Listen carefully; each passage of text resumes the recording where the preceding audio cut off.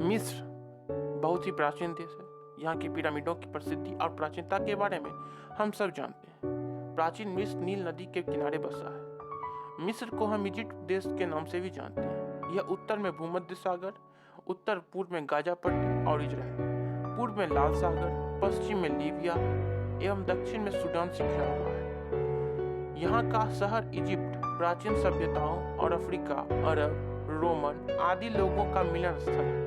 यह प्राचीन विश्व का प्रमुख व्यापारिक और धार्मिक केंद्र रहा है।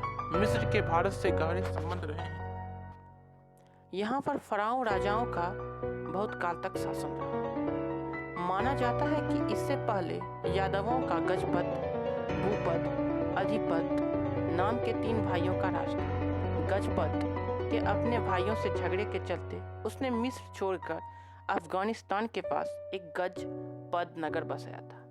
गजपद बहुत शक्तिशाली था। फराओं के राज में हजरत मूसा थे। हजरत मूसा ही यहूदी जाति के प्रमुख व्यवस्थाकार हैं। यहूदियों के कुल 12 कबीले थे, जिसमें से एक कबीला कश्मीर में आकर बस गया था।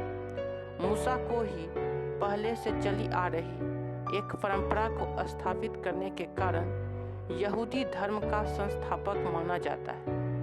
मूसा मिस्र के फराओं के ज़माने में हुए थे।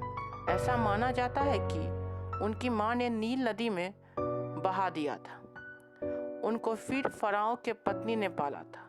बड़े होकर वे मिस्री राजकुमार बने। बाद में मूसा को मालूम हुआ कि वे तो यहूदी हैं और उनकी यहूदी राष्ट्र अत्याचार सह रहा है और यहाँ यहूदी गुलाम है।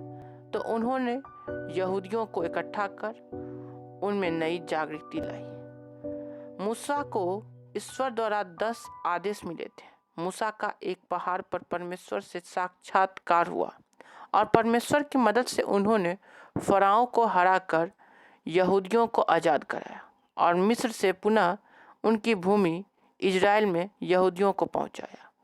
इसके बाद मूसा ने इजराइलियों को ईश्वर द्वारा मिले 10 आदेश दिए, जो आज भी यहूदी धर्म के प्रमुख सैद्धांतिक है। मिस्र का इतिहास बहुत ही विस्तृत है। यह और किसी लेख में लिखेंगे।